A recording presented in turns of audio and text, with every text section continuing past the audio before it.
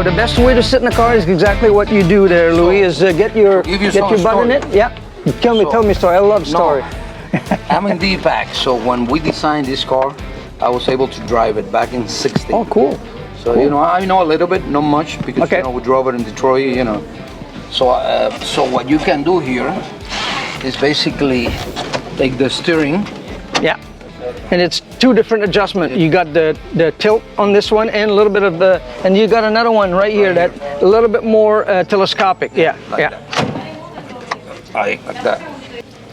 So let's talk about the steering wheel. You know a little bit about the steering wheel? I know a little bit. Yeah. So that's your shift lights. Yeah. So when you're in manual mode, these lights would come on at 5,500 RPM. That way they would remind you that 7,000 is your red line. Yeah. So between 5,500 to 7,000 RPM, they will lit up. Yeah. Because when you're in manual mode, so if you look at your gear selector, you got the little M button in the middle. That means you got to upshift and downshift with those, and this is you're controlling the shifting. Exactly. It's not going to override you. Okay. So if you go down, this is your high beam and low beam selector, and what we call the press to pass. It would basically, if you just do a quick touch, it would just flash the light like at Le Mans. Exactly. This is your windshield washer fluid, your wiper speed, your mode. Remember I mentioned a little bit about the mode? Just look at it like it's one hand. These three middle mode, normal, right now you're in normal. If you go to sport, you can go to sport, and you can go to wet. These three mode you can shift on the fly because the suspension won't change. The suspension will change, but the right eye won't change. Okay. VMAX is your upper setting, and track. These two mode you can only select when you're in track, which is right here, and VMAX, which is on the top. On the top. These one you can only select when the car is idling in park. It will allow you to go there, but it's always gonna tell you you're so that's good. Exactly. So basically you gotta OK it with this little OK button. That you okay? Yeah, exactly. Yeah, to change it. Okay. So this is how the modes are. Understand that when you change mode, it will change a lot of parameters. It will change throttle response. It will change the transmission, suspension as well. The dampers will change their settings.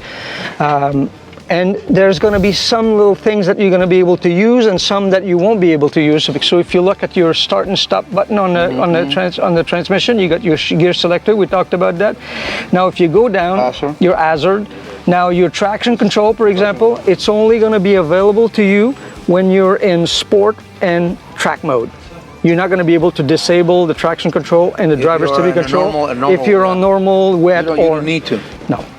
Then suspension the comfort. This is the comfort mode. Yeah. So the comfort mode will be softer. Exactly. It will only be available to you when you're in wet or normal mode. Okay. And then the suspension high. This is for the front. Yeah. Only the front. Only the front. This one is it's called the nose lift. So when you drive in a driveway or something, you lift the front by 2 inches. The rest of the suspension will change the right eye of the car when you go to VMAX or track. Like this is what I selected there when I was out there. It goes down by 2 inches. Okay. So your parking brake. Right here. Okay. It always goes on automatically when you stop the car. You select park. It will go on automatically. When you start the car up, if you get your seatbelt on and you select a gear. If you have your seatbelt on, it will disable itself. If you don't, you will have to manually get your foot on the brake and press on the parking brake. Yeah. So if you got the seatbelt on, it will release automatically. Yeah. Good. Okay. So if we talk about this is just your headlight. Yep. Your cluster light intensity. This is one of the three where you can open the engine compartment. Little button here, you can go on your key fob, press twice, and then the manual way I'll show you later underneath there. So you know you did some good research there. This is good. So if you go down, this is your power button for the stereo. Maybe what we can do is don't touch the brake and just turn the ignition on so we can see the cluster. Maybe we can change some of the stuff there. We're in normal. See, when it do this, just okay it. Yeah, just keep pressing okay.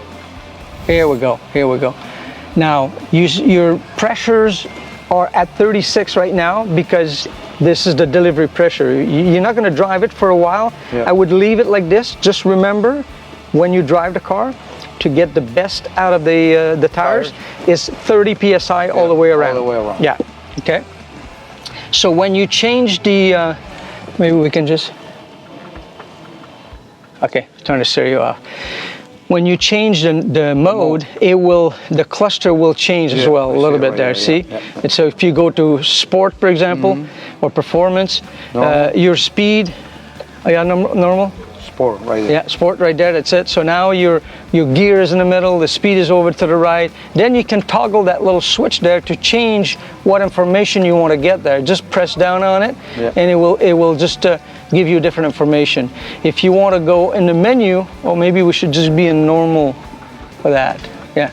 See, launch control you got, information, rear wing deployment. So that's the one we want to go there, and then we're going to go raise. Okay, it's already raised, but now it's always going to be up. It's always going to be that way. This we talked about this. Turn signal right, turn signal left. Your cruise control setting, your menu, and I'm sure you're familiar with Sync 3. Yes. So Sync 3 is what the GT have. So very easy. So this is all pretty straightforward. Your HVAC control, so heating and air conditioning, very simple, but it does all the work for you. You can set it on automatic and very simple. Yeah, and then you got your VIN number on the far right. Right here. Yeah. 165. Yeah, and then you've got just a little compartment here that you can press to open. Oops. Yeah. So you can set your sunglasses, wallet. And then it's just a clip on. There shouldn't, depend the interior you selected, you may have, let me see, on the other side there. Yeah, you've got your cup holders. So if you reach over to the right there, just press to open these little cup holders. You can see there. Yeah, here we go. So you got 2 cup holders. You got your, just a little cigarette lighter for to plug your phone. You got a couple USB port. So you got the 2 different cup holders. Any questions so far? No. Each side have this manual way to get out of the car. So if in case the battery is dead, you open. That's exactly. And we're gonna grab the key. I'm gonna ask you to grab the key, and we're gonna go to the back. I want to show you a couple things, and I want to show you while we're on this side here, so I don't forget about it.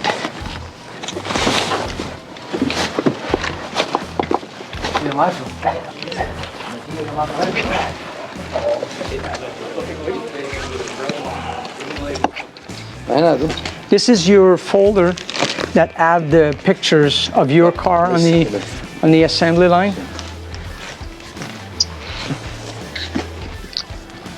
Just the top one here. The top one? Yeah, this one here. Yeah. That's it. All right. There we go. Oh, right here. Not on the GT, on the Mustang. Oh, okay. this is Mustang, believe it or not. Beautiful. It's a beautiful They car. only make 37. This is one. This is the one number 14. Wow. Look at it.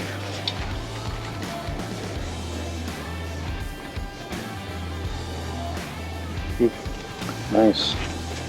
So if you want, I can ask your concierge to make sure he sends you electronic version of this photo. Absolutely. My concierge at the beginning was Megan. Megan. Then she went to something else, and look at that. So this is pretty cool to see it without the skin. Make sure you understand. See, you can see this is the Tranny Oil Cooler on the left side. On the right side, it's the engine oil cooler just behind the rear wheel. That's why the tail lights are vent. So it really helps extract the air, and not only for the look at that, the intercooler, but look at the chassis, eh? Yeah. Wow. Everything is aluminum. Yeah, the front chassis extension. It's all lightweight metal, and the rear extension as well. That whatever holds the engine and the suspension. Yeah, really well built. Really impressive. Oh, now it's now it's getting some form. skin, yeah. It's getting form, yeah.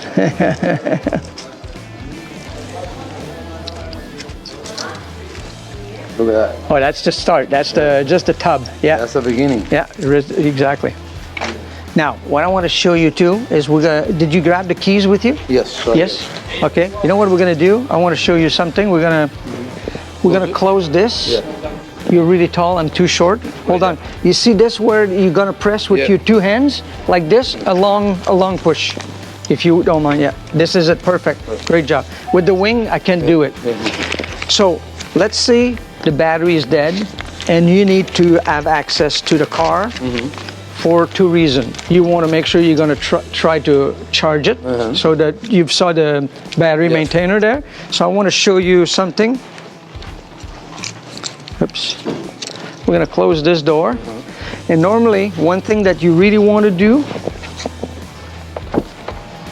is making sure the window is not all the way up, okay? Just a little tiny bit. That will close along? Like this, okay? Because when you close the door, if the window is up, it will go hide behind this, and you won't be able to manually open the door. And this is what I want to show you through the back. You always leave the window like that. When you store the car, it's going to be inside. Not if you're driving it and you stop for a coffee or something, you close the window. But if you know that it's going to be stored for a long time, you make sure that the battery maintainer is hooked up, and then make sure the window is down a little bit. Okay, so what I want to show you is the next step. Let's say you get to your car and the battery is down. So you got to open it through the back. Right there. That's it. So just rotate this. This will open the. And you open this here. Absolutely. And with that you can charge. No? This is the battery maintainer right here.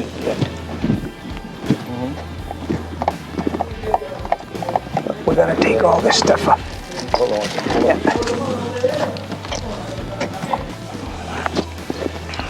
We'll open this up too, because if you're gonna stay here. We're gonna stop.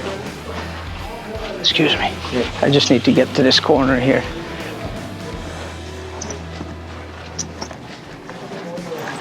So if you reach here, Louis, see where my hand is? You'll feel a little tab. So that's a connection? That's the little tab you're gonna pull towards you to open the driver's door, yeah. Hold on. Yeah, I see it here. Yeah. Just pull. Pull. Yeah. Okay, so that would basically allow you to get in. Got it. Understand that your first action if the battery is dead would be to take the battery. There you go. The battery maintainer, you're gonna take it and install and you can plug it to the back port. In the back. That's it, to that port right there. Right there. If it takes the charge, you're on free, no problem.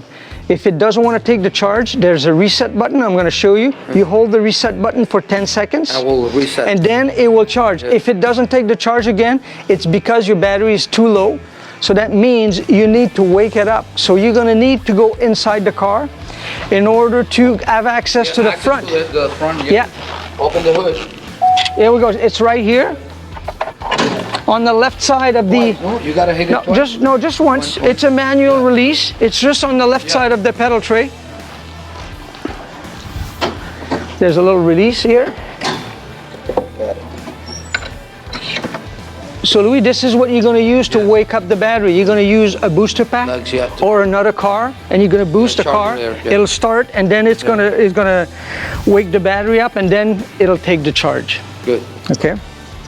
So here you've got your windshield washer fluid, your hydraulic fluid for the suspension and everything, fuse panel. So this is your positive.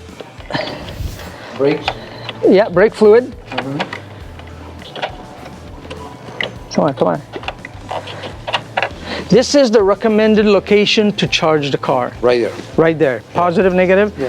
So because you can route the little wire for the battery maintainer, and you can hide it under the car and just tape it to the floor.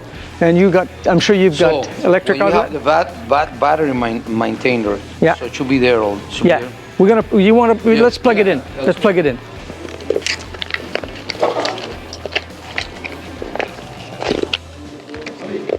Remember when I told you the little reset button? This is right here. Oh yeah, okay? I see. So when you plug it in, you plug it in back here. You set your ligator clips onto the car first before you plug this in. Hold on. Come on. Okay. So you plug this in first. Yeah. Okay, we're gonna go plug it in.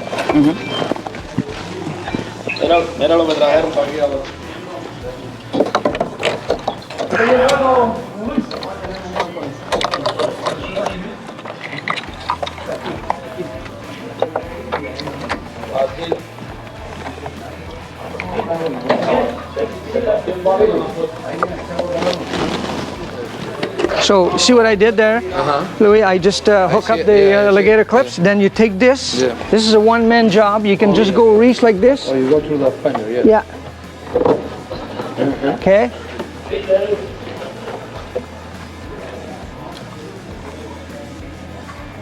Oops. Look up. And you leave it like that. Then you leave it like this, so that allows you to. You can close that down. Yes, yes, you can. Yeah, absolutely no problem.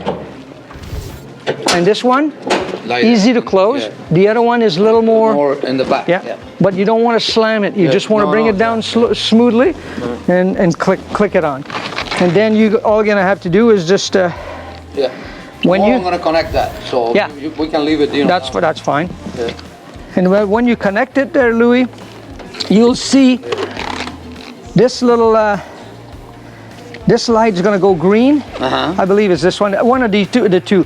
If one goes red, that means it won't take the charge, and it won't show you. But I believe it's this one go green, and then this shows you which level of charge you have. And if it goes red, that's when you need to hold it for 10 seconds. Yeah, the reset. Yeah. Okay. You see that tool? The metal tool? Yeah, the metal This tool. is to select neutral manually. So if the battery's dead, you're gonna need to move it. You want to move it? That's it. That's what you use. So you just click it onto the transmission with this angle. Then you move it forward. Right there. Right underneath where. See where? Hold on. Let me show you.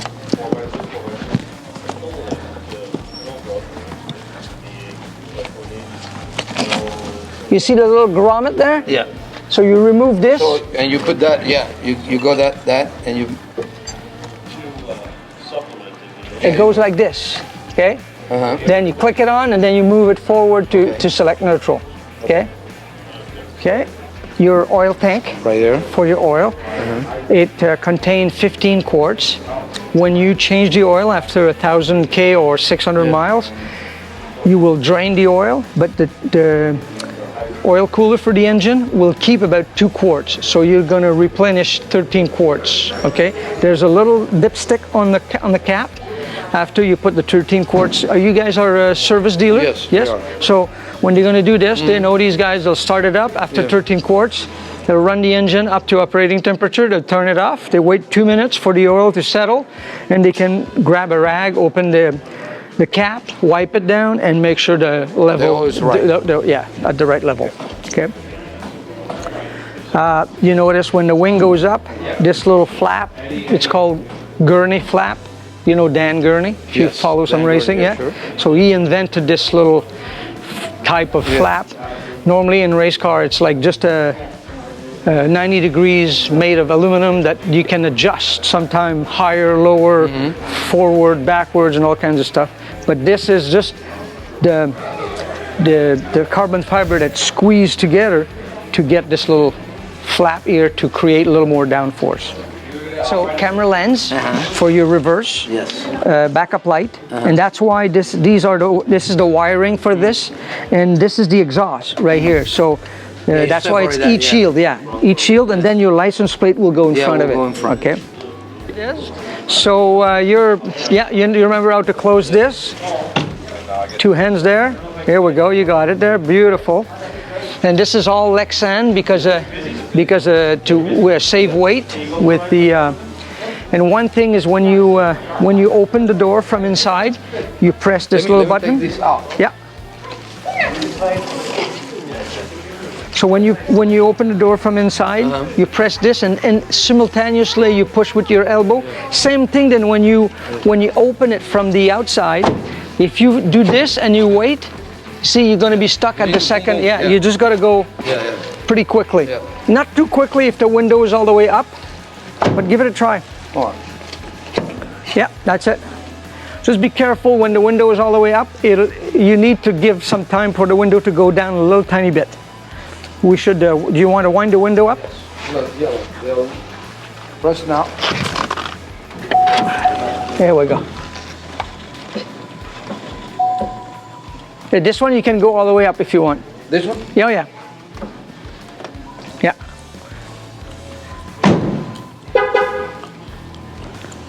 Oh.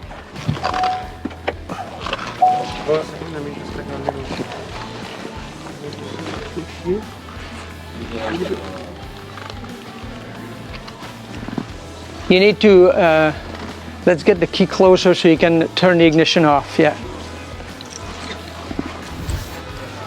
Go ahead.